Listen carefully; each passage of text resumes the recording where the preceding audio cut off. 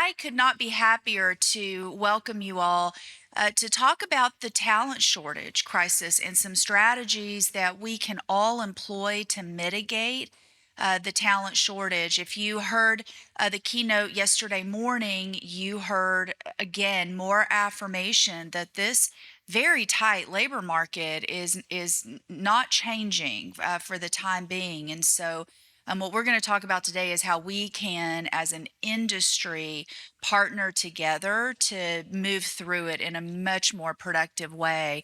So I want to ask you all to join me in welcoming our panelists. I want to start with Branka. Branka is going to be our moderator today, and Branka Minic is the CEO of Building Talent Foundation. Now, this organization is committed to solving the talent shortage in our industry specifically. And Branka is going to talk about how BTF was formed, but I'm very happy to say that Builders FirstSource is now a sponsor. We're investing in the work, and we're excited to come alongside Branka and the team as we continue to work this very real problem together. A little bit about Branka. Prior to being in the executive role at BTF, she was the president of Future Work Consulting, and that's global advisory. Prior to that, she held global roles at the Manpower Group, which is really, I believe, one of the world's largest staffing organizations. So this is deep in her DNA and in her expertise, and I know that we're going to enjoy hearing from her today. I'm equally thrilled to welcome Nora Spencer to the panel. Nora is the founder and CEO of Hope Renovations, which is based in Chapel Hill. Even though she's wearing blue today, it's Chapel Hill all day, every day, right? She's licensed in limited building contractor and also CAP certified. So, in full disclosure, I didn't know what that meant, so I'm getting educated myself. But CAP stands for Certified Aging in Place Specialist. Nora and Hope Renovations are committed really to bringing gender equity to our industry, and also individuals who are, non-binary and who are looking for career changes and really fresh starts in life. They believe if you can see it, you can be it. And so it's all about role modeling in the industry and being able to look around and see others that look like yourself and be able to hold the belief that you can succeed in this industry too. So welcome, Nora. Thank you. Last but not least, please join me in welcoming John Girod. So John is owner and builder of Quail Homes in Vancouver, Washington, beautiful part of the country. They've been in business for 33 years, really focused on the empty nester buyer, and they do beautiful custom work, a very honed in on green and sustainable building. So definitely check them out, learn more about what they're doing. As I've gotten to know John, one of his passion points is really how we tap into our school systems, right? Before these young people get lost, right? Or not, college is not for everyone. We have an industry that you can have a great career and not have a college education. So how do we tap into those vocational programs and really invite those students into our industry and build their know-how of what a career with us could look like? So we have great panelists. It's a great conversation. Join me in welcoming the panel. And Branka, I'll hand it over to you. Thank you very much, Amy, and thank you for having us here today with you. It's impressive. Your conference, your event is absolutely impressive. So we hope to contribute in our own way to how you're addressing your future challenges and how you remain to be one of the most successful companies in the United States. So today we're going to be addressing talent shortage, and we want to talk about the problem, but more than anything else, we would like to talk about some of the solutions that we are implementing in our three organizations and how we would like to invite you to join us and engage so that we all work together towards that solution. So Building Talent Foundation, the organization I represent, is a national nonprofit organization. It was established by 20 largest home building companies. I believe most of them are customers of Builders FirstSource, and also a number of manufacturers and suppliers a large organization such as Builders FirstSource support our organization in the hope that, again, we can address that serious issue. Our purpose is to build sustainable workforce in the sector, and we work through partnerships. So we are not a school ourselves. We do not train people, but what we do is we engage with training programs and schools in each of our 17 markets, and we bring their graduates and their candidates to the attention of employers. On the other side, we work very closely with builders and manufacturers, suppliers, and specifically contracting firms. And we ask them, what kind of talent do you need? What are your hiring projections? What do you need on your crews? What type of skills? How can we help? And so, at no cost to them, without service fees, we provide referrals of those qualified graduates to our employer partners. That's how we work, and we are a connector and a labor market intermediary, and we are very proud that this year, 2022, we engaged 20,000 people in discussions around careers in construction, and we placed 1,500 individuals in jobs in construction. We are in 17 markets, but that's not the end of it. We are planning to be in 30 markets by the end of next year. So very soon we are coming also to your market. And if we are already where you are, I hope that we get to meet and talk about how we can work together. In terms of the challenge, this is not just one challenge. Talent shortage is actually 3 problems. Number one, we have a very weak and not diverse pipeline of candidates into the sector. You all know this, that young people are not selecting these careers in high schools. They're not excited about working in these careers. There are misconceptions about what we do and what you can become if you are in this industry. Parents are not excited about their young kids going into skilled trades. They would rather them go to college and be unemployed with a college degree than be employed gainfully right after high school or after a certificate. Also, our workforce is aging. Estimates are that 40% of our workforce will retire by 2031. That's a serious problem. All that knowledge will be going away. And at the same time, our workforce does not represent the demographics of the locations where we live and work. So, for example, the US workforce is almost half non-white, but in construction, only 30% of the individuals are non-white. And in US workforce, almost half are female, and in our workforce, it's only 11%. So we have a long way to go to truly reflect the demographics or where we operate. So 3 types of activities that we need to do to address this talent pipeline. One is we need to reframe the perception. We have to change how people think of these careers. And both Nora and John have some excellent examples of how that can be done. The second thing is we need to provide accurate information about career pathways. That's what students are struggling with. They don't see what they can become later on. So we need to talk about that. You can be a master at what you're doing. You can go into and create your own business, or you can go the corporate way. So many possibilities exist. And finally, we need to engage young people with role models such as yourselves, because you can really inspire young people to take that step and enter this sector. The second challenge.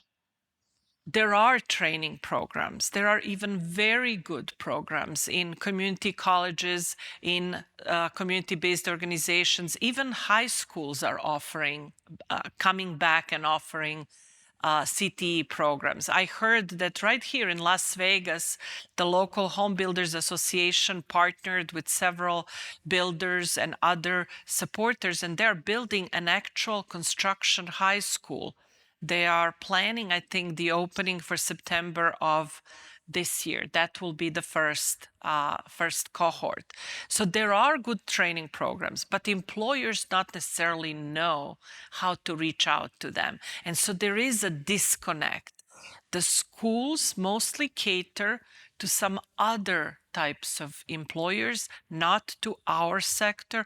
And our employers are also super busy, we know that, and they don't even have enough time to reach out and make those connections. So we need to do a better job of creating those linkages. And our organizations, Nora's and mine, we work right there in between employers and candidates to help with this and bridge this gap. We also need to leverage technology.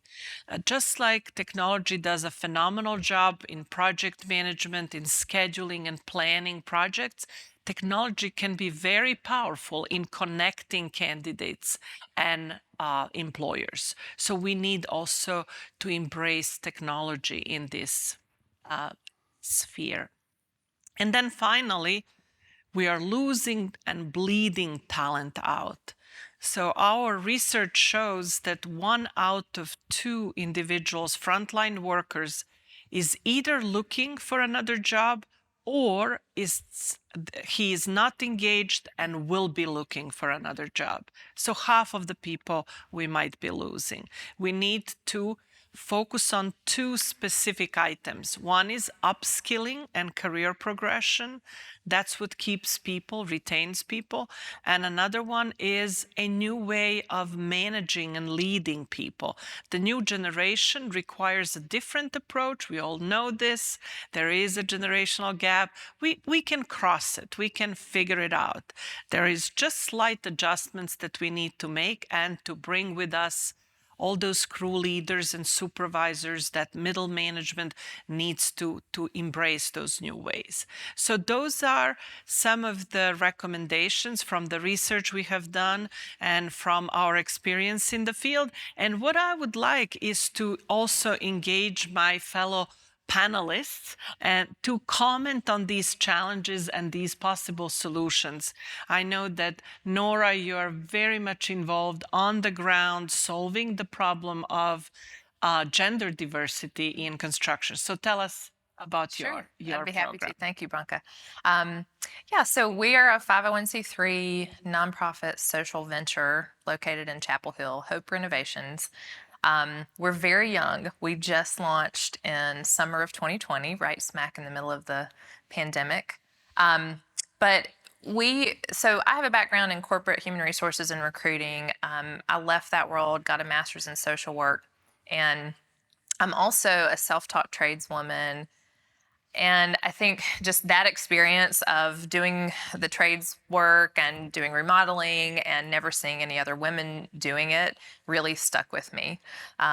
Later in life, I got a master's in social work, and I realized I could take the HR background and the workforce development background, combine that with my love for the industry, and help empower women into an industry that truly, truly needs them, where our entire gender is missing. So we work with women and non-binary folks.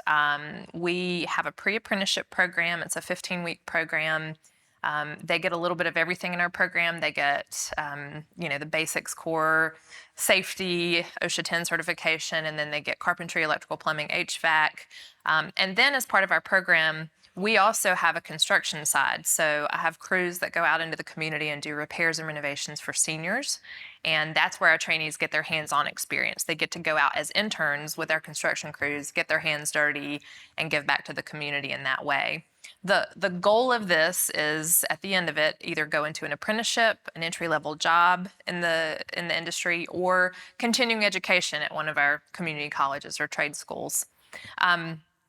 What we're really solving with our program is the opportunity gap. So for women, for people of color, like Amy said earlier, we say if you can't see it, you can't be it. And if you're not seeing yourself in this industry, I had a great conversation with some of my new friends from BFS last night who work in HR about, hey y'all, about drivers, the lack of drivers that are out there, and how that's such a great career opportunity and there's no women doing it. It's the same thing.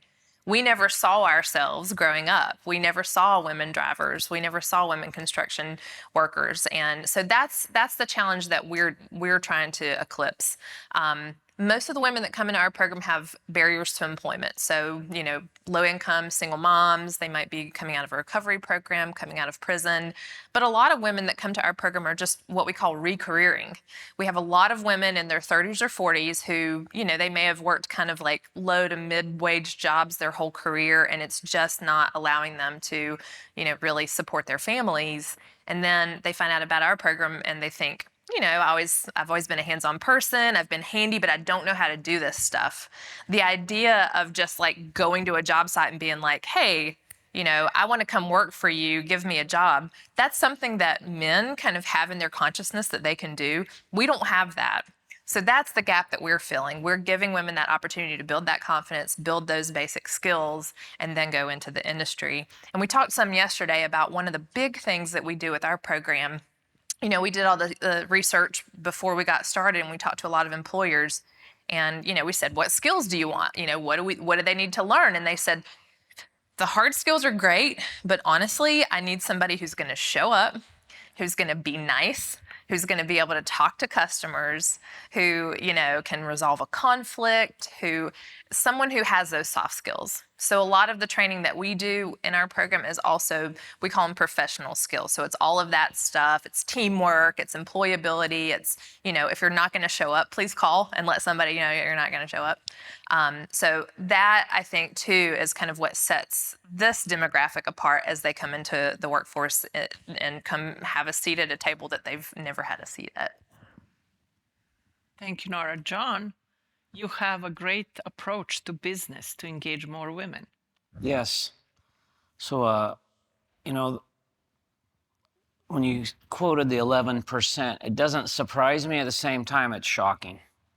And it is a big part of it is the employers don't think of it as first response. Hey, this is where you need to go. Here's where you need to target, that kind of a thing. So it's actually less than 4% on frontline. Yeah, 4%. 4%, including accounting and all other. I'm an outlier, is what you say. Yes, you are. So yeah, we are a home builder and have been since the late 80s.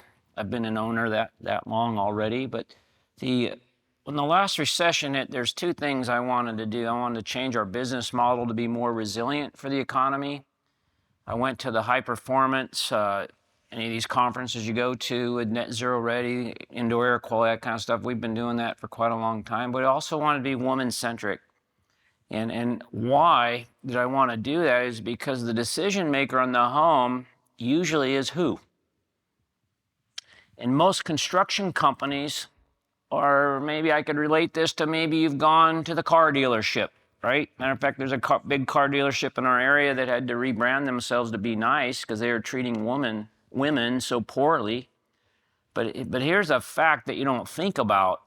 In our business model, which is empty nesters, women without husbands, a quarter of our buyers are single women. We don't really think about that in the housing business. But I guarantee you it's like 98% driven. And so we just changed our whole business. Of course, we have support staff are women. We have frontline manager, supervisor that's a woman. And as an employer and me being a manager, I had to learn, quite frankly, how to manage that, because managing men from old school, practices and stuff like that is a lot different. And so I've learned more, and I've grown as a manager with the women, and I can say the way we operate and do our business, we are way better off, because the key is, I like Nora was saying, you got to go, I don't know the exact word you used, but they reconfigured their careers. So I knew people in careers like in the title company, stuff like that, that could do technical work with a smile, handle these tough conversations with escrow agents, stuff like that. So they actually told me I'm ready for a career change. I said, well, come on board. And so that's really, if you ask them, would you go back to the title? No, they won't. They love what they're doing. So our career path, really, if we can get these down to the younger ages, including like I started our community college, they're not quite ready yet, but going down in the high schools and like this mentoring, that's so important that we get people down there to show women and young boys, look, here's what you can do, and it's awesome stuff that we do, and they just got to know it. And there is really two parts to this, right? On one side, we need to engage women and other people who don't see themselves in these roles, but we also need to change the culture in the workplace. So what do you think an employer needs to do if really they mean it? They really want to diversify their crews. What do they need to do? How do they need to change? We have these conversations a lot with employers. And, you know, it comes from a place of really wanting to change. You know, they come to us and they say, we've never had any women working for us. Like, what do we need to know? And I mean, there's basic stuff, right? Like, look at your job descriptions. If it says that you have to be able to lift 50 pounds repetitively, is that really true? Nobody has to lift 50 pounds repetitively in this business. It might be 20 or 30 pounds, and most likely you have help or assistance if you need to.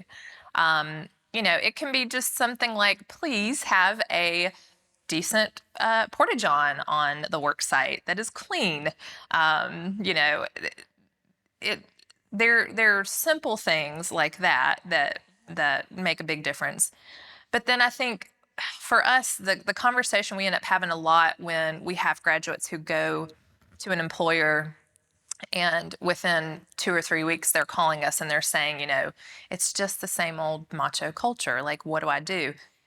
There are companies where at the leadership level, they've said, yes, we want to be, you know, we want to be inclusive. We want people who we don't currently have represented. We want our workforce to look like our clients.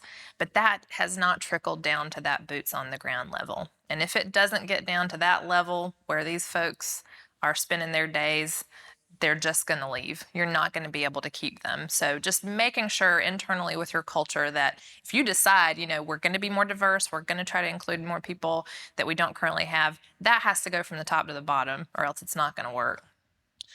John, obviously you are successful at doing this. So how did you go through that transformation? What did you do in your organization? Well, unfortunately, I didn't hear Nora speak back then, so a little bit was trial and error. But, you know, I think what it comes down to is respectfulness. And why I wanted to go woman-centric to begin with is I was, and you don't know this, if you're married, you'd know this, but sometimes decisions are made and you don't even know why. In this case, if a home buyer didn't buy from us, you don't really know why sometimes. And so what was I was having some trouble with a superintendent who was with me 16 years. He fits the macho profile, the whole thing, did a really good job on one aspect and on another, not so good. So I decided I'm going to change.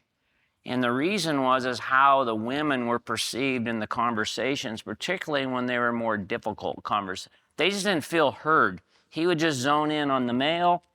She was ignored. They get in the car. What do you think happened? She's going to tell the husband, this isn't working for me. And so that is something I had to have the guts to change. The other piece we don't think about is the job site. So keep it safe and clean is just good business practice. But really, the other thing is the workers on the workforce, like in our market, we have in some sectors of the construction, whether it's landscaping, insulation, drywall, a lot of Hispanic workers, and they come from a different culture, and some of them are new to the country. And the whistling and stuff like that, you just can't allow it. You just can't. And you know what else you can't do? You can't, when our clients are coming to our homes, I ask these guys, don't even talk, go take a break. Because if they're talking another language and you're coming in there, I guarantee you the female's uncomfortable because they don't know what they're saying. So these are the things that she says you take it right to the boots on the ground. You got to be serious about it and back up and be respectful. Then it's pretty easy. And I just do want to say, like, it's not just men. You know, we are very grateful for our male allies. We couldn't do it without them because men run this industry. We have at Hope Renovations the wall of toxic masculinity. And every time we hear a sort of toxic comment, we write it down on a Post-it note and we put it up there. But a good portion of those comments come from women because it's just so deep in our culture. You know, like for instance, we recently went to a job site and there was a lady and we showed up and she said, they sent women to do a man's job, you know, and you come by it honest because this has been part of the culture for so very long. So if we're going to change that and we're going to make people feel comfortable in this culture, it's men and women. Absolutely. And what we have seen with our employers is that they mean it, but not necessarily they always know how to do it. So we developed a very simple one-page recommendations for employers that if they want to recruit and train and retain more women, that there are 4 principles that they really need to think about. The first thing is targeted recruiting. If you want to hire more women and have more women on your team, you need to proactively recruit more women. It doesn't mean that to give a break or to hire somebody who is not the most qualified candidate. It means that if you have more choices, ultimately you will hire more diverse group.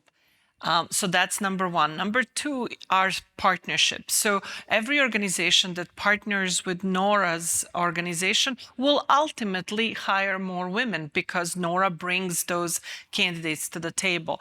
The same, you know, Building Talent Foundation, among our placements, 2/3 are people of color. So if you work with us as your partner on hiring people, we will bring more people of color to your attention and ultimately you will hire more of them. So partnerships are very important.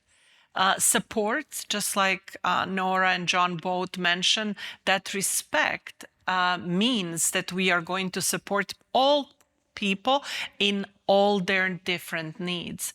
So that is in that area, the supports that the organization has to provide. And finally, the culture. And that's the one that is the most difficult to change. And it's changed every day in small ways. When you hear one of those comments, let's say that you hear somebody say, don't remain quiet, address it with that coworker, say something that's not necessarily respectful. We can do better than this. So those are the 4 principles that we discuss with our employer partners. We have more than 600 employers we are working with, but in small ways, we are changing the culture. I think it is really going for the better. The numbers are showing it, but more than anything, we see that every day.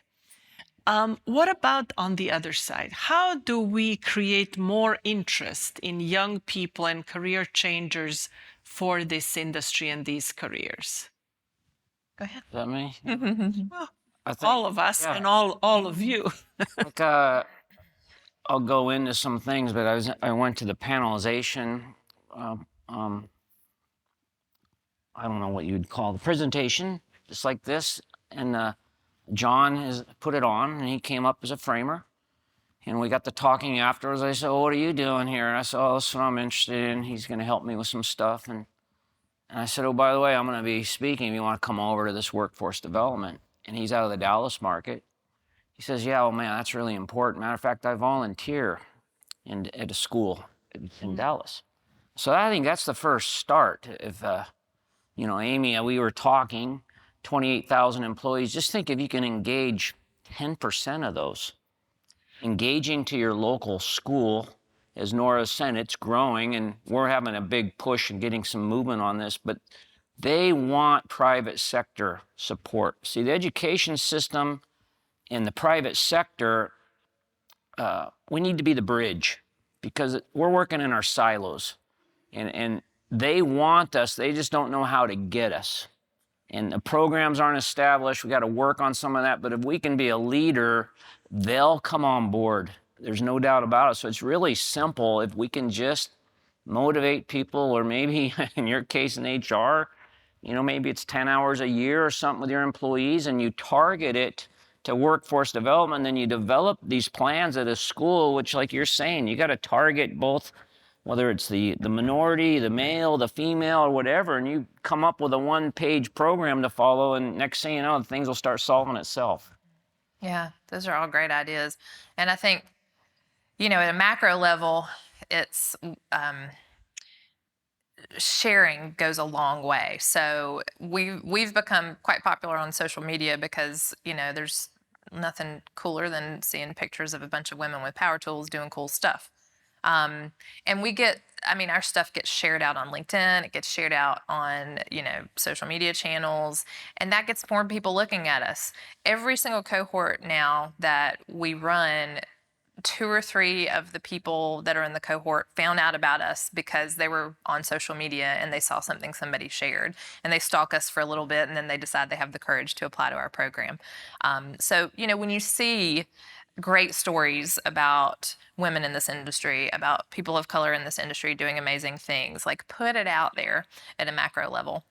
At the micro level, though, it's on us to reach out to the people who don't know about this. I know that probably a lot of the women in this room, maybe all of you, didn't think about this industry as a potential career for you when you were young. If you don't have a dad or brother or uncle or somebody in construction, it's not necessarily something that is on your mind. So, I would say if you have a little girl in your life, if you have a high school girl in your life, put some tools in their hands, buy them a toy drill, like I just did my niece, and show them how to use it. Get them thinking about it, because if you don't do it, you can't be sure anybody else is going to. Yes, absolutely. The role models are very important. And we did also some videos with our builders. We asked them, why do you love building? Why do you love this sector? And they all filmed 30-second just with their phones, with their smartphones. And we stitched those videos together. And it's really an inspiring and exciting thing when you see young people paying attention when a woman says, I like the flexibility of this work, or somebody says, I prefer being outdoors than being stuck behind a desk 12 hours per day. So, bringing to the attention of the new generation the reasons why you love what you're doing, and that sense of purpose. The feeling of giving somebody the keys to their house, the nest that they will be using to create memories with their family. That's what everybody says in this industry, that pride. So we need to bring role models to the young people. There is a really good book also, Someone Builds the Dream. It's by Lisa Wheeler. Her whole family is in the trades, and she's an author for children's books. It's for very young, 5 to 10-year-olds. It's on Amazon, it's in the bookstores. It's really, really nice, very well illustrated. So also something that you can bring to your local schools. We distributed 12,000 of these books because I really think that also opens the minds of young people to these types of opportunities. What are your recommendations for this group? How can they start something tomorrow? Yeah. Well, I think you hit the nail on the head. You like what I did there? With partnerships, that's a big thing. And if if there are trade schools or nonprofits like mine or organizations like Branka that are in your market, being there and supporting them, that goes a long way in terms of recruiting. Just a good example, we've got a solar company that's local, and they do support us financially, but also they show up to our events and they share our stuff on social media, and they are there for us. And we've got 2 graduates working for them, and they're interviewing another one because our graduates see that. Our trainees see that, and other women in the industry see, like, they're really involved with this organization that really wants to get women into this industry. Maybe I should look at them for a potential career. It's definitely not like a pay-to-play situation. We don't necessarily, our trainees, we want them to just go into a job, whether that company supports us or not. But if you are a company that's really involved with us, you're going to just naturally have more folks in our program interested. And then we've got sponsors, we've got funders like Huber, like Lowe's, it is very unlikely that our graduates are going to go to work for them because they're looking for hands-on jobs, not necessarily retail, and we don't actually have a Huber location anywhere near us. But they're really saying something by putting their support behind us and saying, this is important to us, women in this industry are important to us. And I think that goes a long way in terms of recruiting as well. And the other thing I would say, it's really about training. It's the analogy I shared yesterday. We hear all the time, like, well, I really want somebody who can hit the ground running. And if you've ever tried to jump out of a moving car and hit the ground running, it is not possible. You will stumble. So really, you need to make an investment in when you bring people in that orientation period, in that onboarding period, making sure they have a mentor, particularly if it's a woman or a person of color.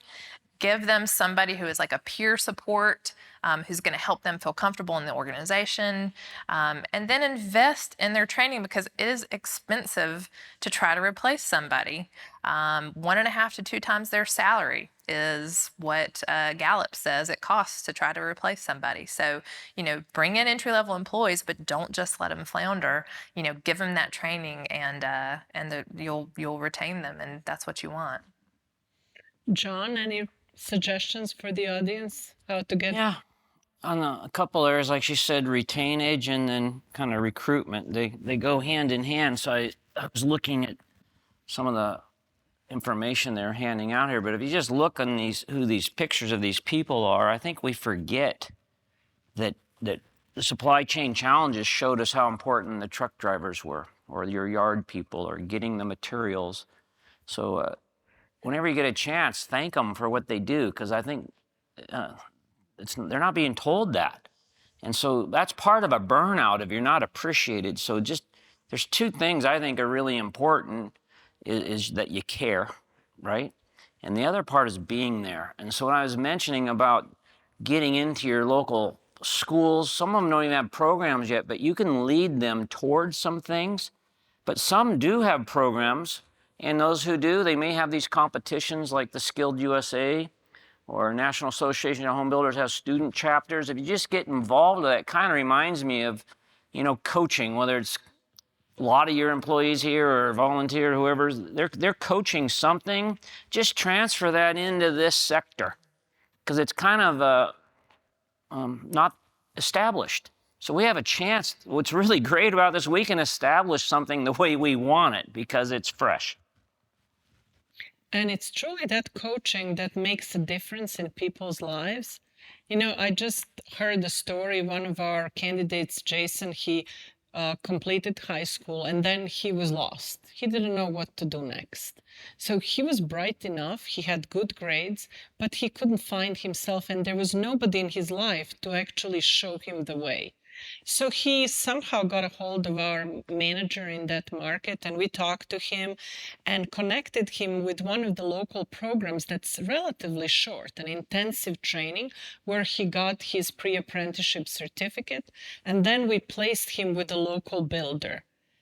He could not be happier with what he's doing, and that builder says that for Jason, the sky is the limit. Right. And this was a young person who was about to become a social problem.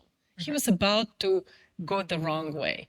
So that coaching, really, that investment with young people at a critical time in their life, that's what makes a major difference. And that also makes us feel so good So I think that we need to help and reach out to people in our schools, local schools, and really provide that kind of mentoring. That's missing today. Yeah, about 20 years ago, I was on a foundation in Vancouver for a school district there, and they recruited retirees, and the initiative was reading. And you don't think about this, but in your poverty schools and stuff, there's nobody home to read to the kids. And so they replaced that concept. They called it lunch buddies. And this one, he was a third generation jeweler in town, and guy was really a special guy. And he would had these lunch buddies, and he'd come back and he'd tell these stories. He had this one kid that he just wasn't taken to the reading. So he took, like, you remember like those little model cars you could build, you get in a box with all the parts? He took that to the lunch buddy, and next thing you know, the kid was transformed. And I've never forgot that story. And we can apply similar concepts. We just got to be willing to go there, and I think you'll be rewarded. You'll be so happy you do it. You just got to go do it. Yeah, you get out what you put into. Yeah. Absolutely. So we need to recruit them and talk to young people very early. And then we need to keep this mentoring and coaching until they start making really important career decisions. We need to connect the schools with the employers and be a bridge there, right? And then we need to mentor and support people after they're hired, because to retain them, we need to support them also until they start flying. Absolutely. And I think this industry, maybe more than any other, is a second chance industry. So, you know, for people who are further along in their careers, who are recareering, you know, you have an opportunity to change someone's life by giving them an opportunity, talking to them about, you know, what this industry has to offer them and helping them along that way. I think we are within our time. So Amy, unless somebody has a question or comment, we can also stay behind. Yeah, let's ask. Any questions or comments? Would love to have a conversation. Well, we'll be happy to stay behind if anybody would like to speak more. Nora, can you quickly talk a little bit about the local workforce commissions? Yeah, I mentioned this yesterday. Thank you. So I'm always amazed and disheartened and honestly not shocked that people don't know what support is available out there that comes from government programs. So in North Carolina, it's called NC Works. It's basically the Employment Security Commission, what we used to call the Unemployment Office, but your local employment commission. There is funding that comes from the Workforce Innovation Opportunity Act, which is a federal level act, and that money trickles down through the states and then through local channels.